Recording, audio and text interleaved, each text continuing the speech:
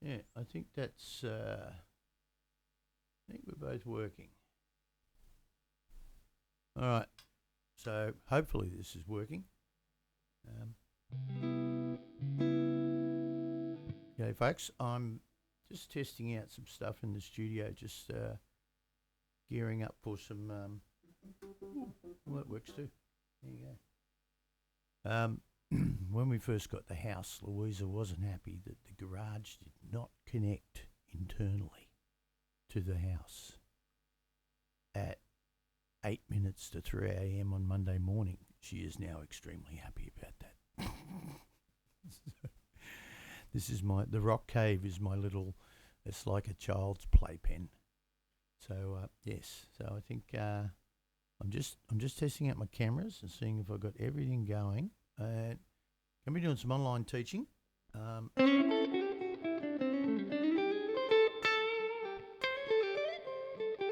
I'm just trying to get a two camera shoot going.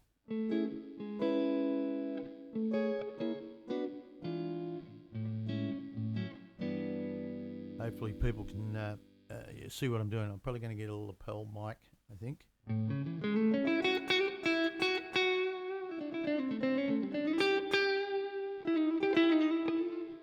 What's that lick again? Love pedal tones.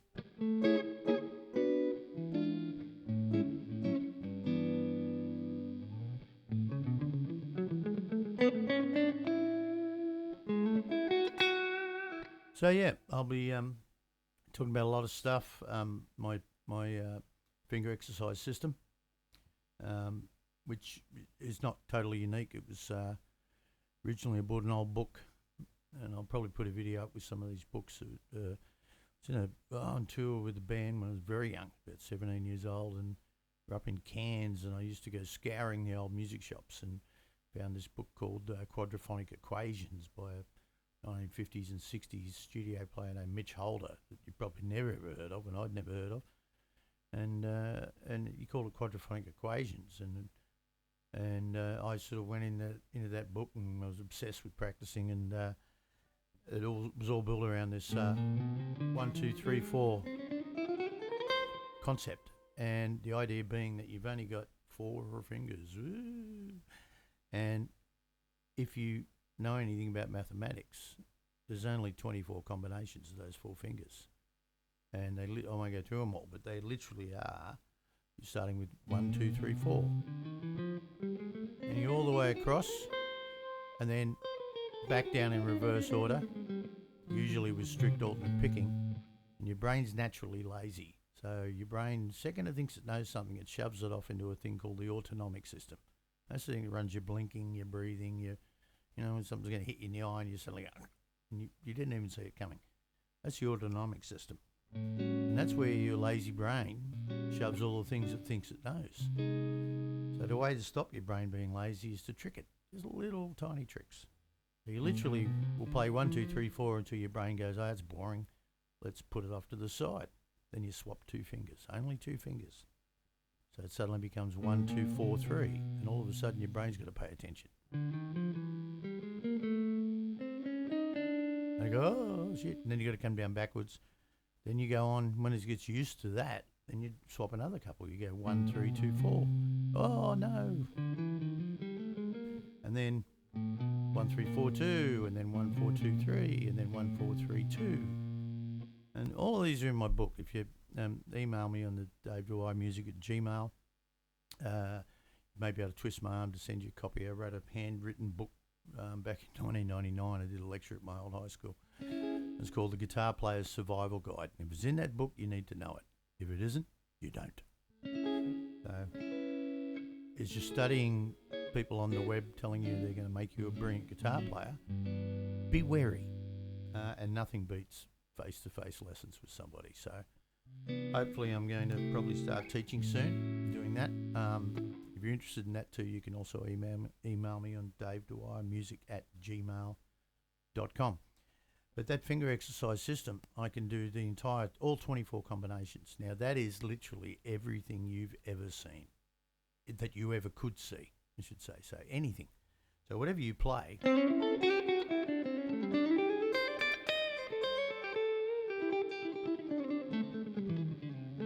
if you really think about it, it's just a finger exercise. There's a lot of great songs from Life in the Fast Lane started as a finger exercise. Slash's Intro to Sweet Child of Mine started as a finger exercise. So there's a lot of things like that. And the idea is that you get your hand working. Okay, all these fingers, you end up with a little hand like mine called a spider. That's what my students call it. And it's like a vice. Every finger is as strong as every other finger. And we actually do a little exercise called the spider, which is a good one. It's a 1, 2, 3, 4, but cross string. That's a good one. You can do it across all 6 strings. That's a good one. And you can do all 24 exercises. The idea is just play everything as much as you can that gets your hand familiar with the instrument. Have it in your hands every day of the week. Even if it's only 5 minutes, makes a difference. The spider is a beauty because it just goes.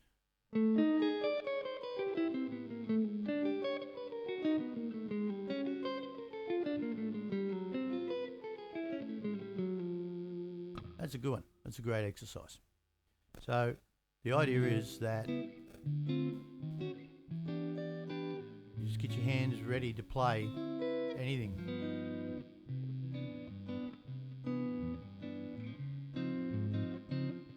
Looks like camera 2's turned itself off.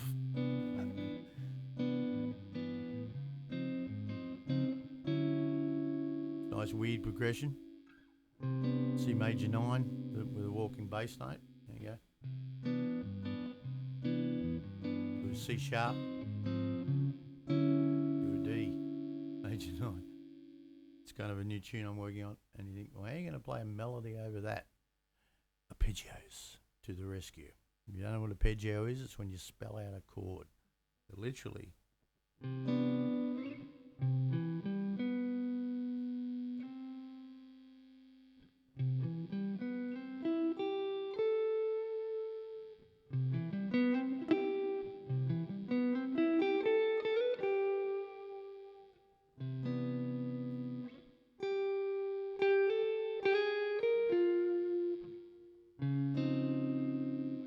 And then into your D.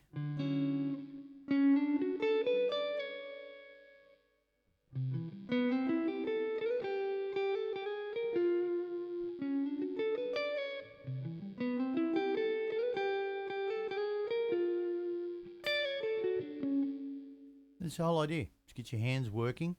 So anything you want to do, your hand is already moving into position. So same with your chords as well. As I go to play a chord, my hands are already starting to shape it. So whatever I want to do, and then great right hand exercises as well for just fingers. Picks hidden in there, as you can see. I'm quite used to that. Eddie Van Halen used to do that a lot with his tapping fingering. But I quickly switch my pick from within my thumb and finger to in there, and I can get very quickly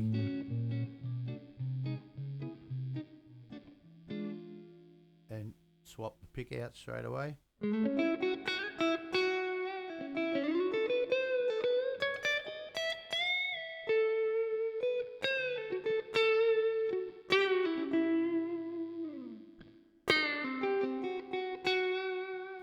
And I'll be doing a lot more videos coming up soon. I'll try and cut this one shortly.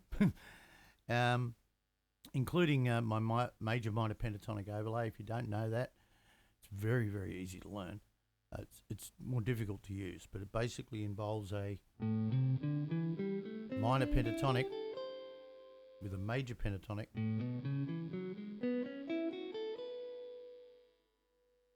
and you combine them as one big scale. Oh, you can throw in a couple. I have a lot of trouble playing in one key, so I'll often throw that in as well. And literally, if you throw in things like, what's missing from that scale? A flat 9, a sharp 5. There isn't much missing out of it. So eventually, it ends up into a thing I call the OmniScale, which is literally a chromatic scale on steroids, but it involves knowing the neck really well. And just the minor major pent's pretty easy to learn, and it gives you like that Larry Carlton, Robin Ford, Sama, Steve Lukather, all people I know, great players, and it gives you that in a box kind of thing. So the key to that minor major pent, it's in my book too, so email me, is the minor third to the major third. So in A, it's a C to a C sharp, okay, and the 6 to the flat 7. So the F sharp to the G.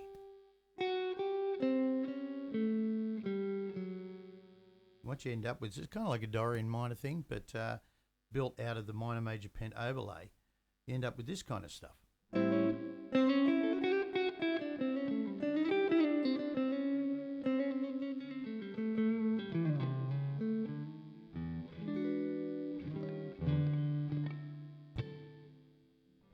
And you just look at a 12-bar blues basically in 3 keys. It's like all the 7th chords are different keys. So an A7 is basically the 5th of D major. The D7 is the 5th of G major. E7 is 5th of A major. And early blues are really confused the jazz players because they're kind of like, oh, it's changing key 3 times. So what you do is you kick out 2 ugly notes in the minor blues. I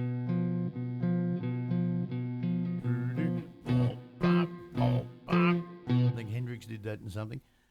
And it was basically the 9 and the sharp 5. Now, some people like to use the sharp 5, which is basically a flat 6, and some people like to use a flat 5, the classic blues scale. You start throwing those notes in, and then you get things like a sharp 9 to a flat 9 chord, and start doing some weird stuff. Well, it might have been sharp 5, flat 5, can't remember. Well, couldn't be bothered. But you pretty much literally end up with and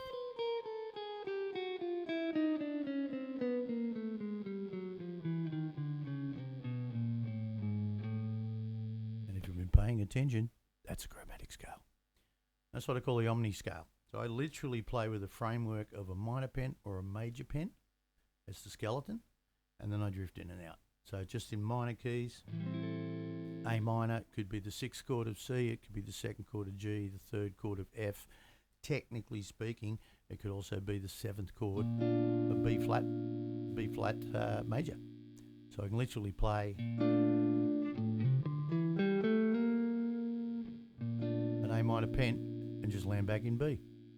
If I want to imply a C, even if I played the full minor, I mean.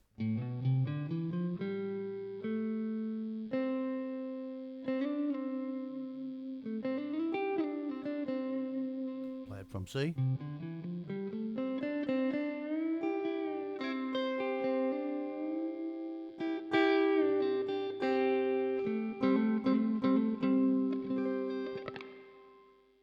There you go your C major. So A minor, C major, relative major minor. You end up with all your classic. You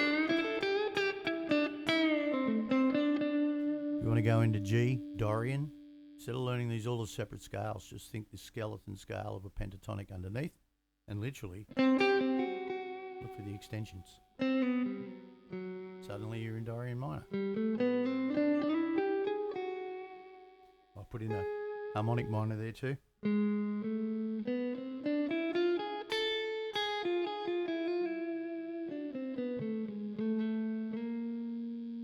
And the Locrian, Phrygian.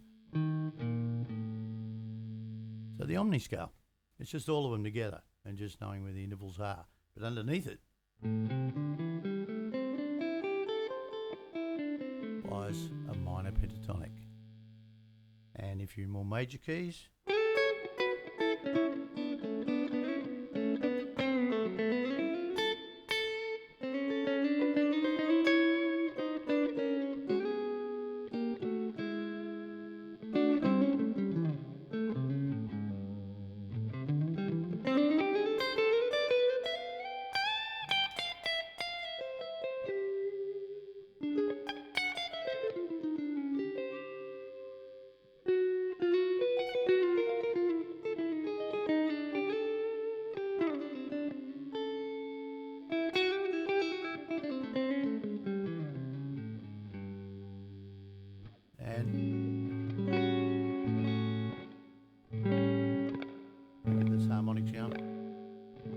play a double octave guitar. This one's a 21 fret, I think. This, by the way, is made by my youngest brother, Ben. Sorry about the microphone in the way. Dwyer Guitars here in Australia. Benny's my youngest brother, about 18 years younger than me, so I'm kind of like a dad.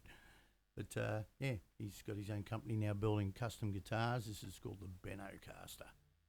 If you ever wonder where Jimi Hendrix got his sound from, he played a right-handed Strat, left-handed, and the rear pickup was the wrong way around. I came up with that idea about 40 years ago when I was a young repair guy, and that's the key, guys. So a lot of Aussie players I know very well have changed their guitars like that, and it works beautifully. You get more punch in your top notes in your solo, and more cut in your chords, and it's beautiful. So all my guitars are set up that way. So check out Dwyer Guitars online as well. You can see what Benny's up to. He's building beautiful handmade guitars out of Australia. You want something from down under for next Christmas? Tell your wife, tell your husband, tell your whoever. I want a Dwyer guitar. Anyway, I hope you've enjoyed the video. There'll be more of these to come. So please stay tuned and watch out for more stuff from live from the Rock Cave, and particularly the great kids I teach.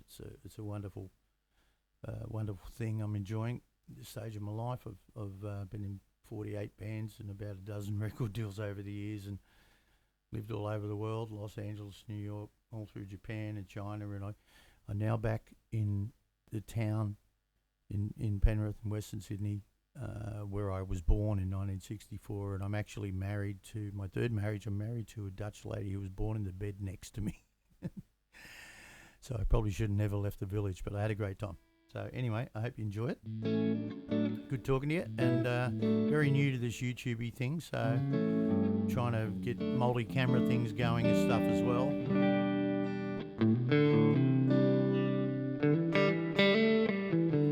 Yeah, the real key is get your hands working, both of them. And some of my students also do piano exercises.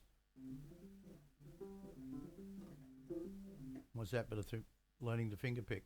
Do it with your left hand, learning to fret. So get your hands working, know the neck. Seriously, like literally be able to go anywhere and go, I want that note. Here's a good trick, by the way, trying to find octaves. A, D, D, G, G, C, C. Bang, your neck knowledge. Know your neck so you can literally go, that's an F sharp. It's the sixth interval of A major. In a minor key, implies a Dorian minor. It goes down to an F. It's natural minor. It goes down to a G sharp. It's harmonic minor.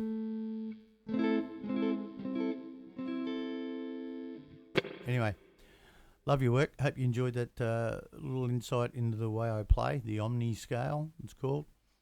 And yeah, just remember, drop me a line at davedwyermusic@gmail.com, and check out each episode as I get better at doing this YouTube-y thing on live from the Rock Cave. So thanks very much for watching, and I'll catch you all soon. See ya.